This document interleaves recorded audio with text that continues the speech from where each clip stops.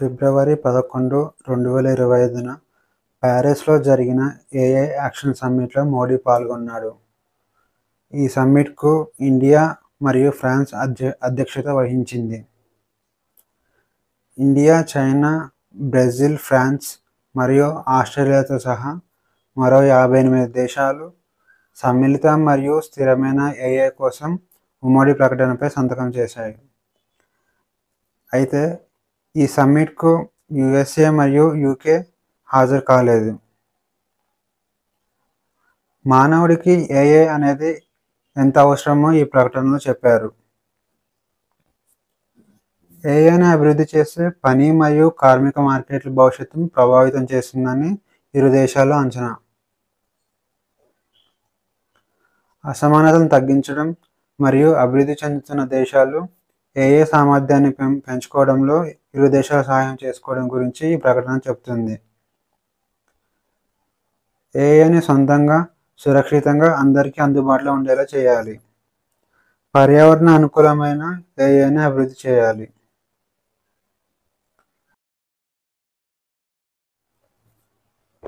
Modi 15 point programme. ఇండియాలోని minority వర్గాలకు మద్దతు ఇవ్వడం కోసం పీఎం మోడీ 15 పాయింట్ ప్రోగ్రామ్ను ప్రవేశపెట్టాడు. మైనారిటీ వ్యవహారాల శాఖ దీనిని ప్రారంభించింది. 6 రకాల వర్గాలు అనగా ముస్లిమ్స్, క్రిస్టియన్స్, సిఖ్, బౌద్ధులు, జైనులు మరియు పార్శీకుల యొక్క సామాజిక, ఆర్థిక అభివృద్ధిని లక్ష్యంగా పెట్టుకుంది. విద్య, ఉపాధి మరియు మౌలిక సదుపాయాల అభివృద్ధిలో ఈ వర్గాలకు సమాన అవకాశాలను కల్పించడం ఈ ప్రోగ్రాం యొక్క లక్ష్యం.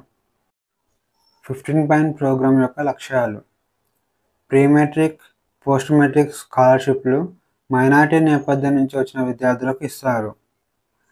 మౌలానా ఆజాద్ నేషనల్ ఫెలోషిప్ పథకం ఎంఫిల్, పిహెచ్డీలతో సహా ఉన్నత విద్య చేసే విద్యార్థులకు ఆర్థిక సహాయం అందిస్తుంది.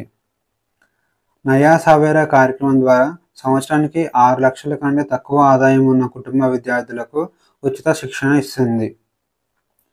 సీఖో ఔర్ కమావో పథకం ద్వారా మైనారిటీ యువతకు స్కిల్స్ను పెంచడం లక్ష్యంగా పెట్టుకుంది. ఉస్తాద్ పథకం హునర్ హాత్ల ద్వారా వారి చేతి పనులను ప్రదర్శించడానికి వేదికను అందించడం ద్వారా సాంప్రదాయ చేతి వృత్తుల వారిని ప్రోత్సహిస్తుంది. ఇప్పటి వరకు 35 హునర్ హాత్లను నిర్వహించబడగా 5 లక్షలకు పైగా చేతి వృత్తుల వారికి ప్రయోజనం చేకూరింది. ఇందులో సగానికి పైగా మహిళలు ఉండడం విశేషం.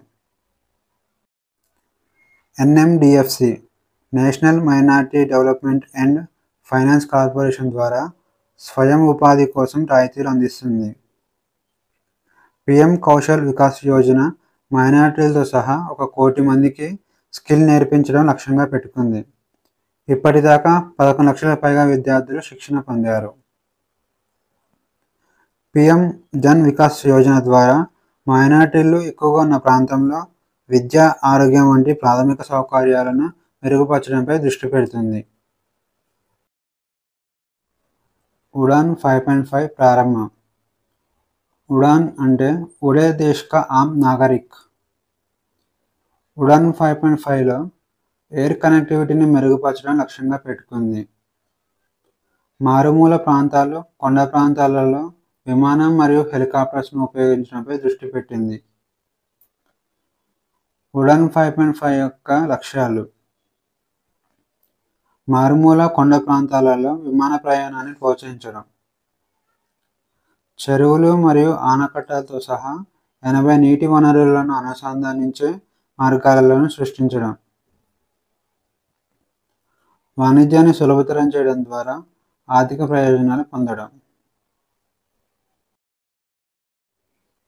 కరప్షన్ పర్సెప్షన్ ఇండెక్స్లో 180 దేశాలలో ఇండియా 96వ స్థానంలో నిలిచింది. అయితే 2023లో ఇండియా 93వ స్థానంలో ఉంది. 2024లో వరల్డ్ యావరేజ్ స్కోర్ 43 దగ్గర ఉంది. ఇండియా స్కోర్ 2023లో 39 ఉంటే 2024లో 38కి పడిపోయింది.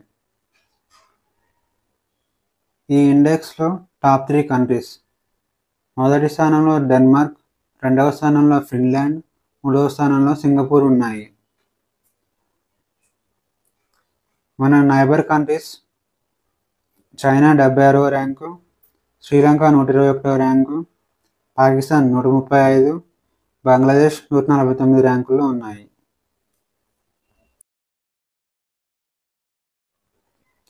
ఇండియాలో విద్యా నాణ్యతను పెంచడంపై నీతి ఆయోగ్ నివేదిక ఇచ్చింది.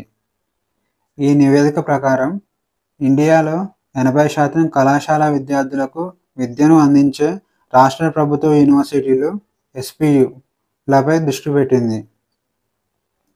ఇది నేషనల్ ఎడ్యుకేషనల్ పాలసీ 2020 ఆధారంగా ఉంటుంది. 2047 నాటికి భారతదేశం అభివృద్ధి చెందిన దేశంగా మారడానికి సహాయం చేయడమే లక్ష్యంగా పెట్టుకుంది. 2025 జనవరి నాటికి ఇండియాలో 495 ఎస్పీయులు ఉన్నాయి.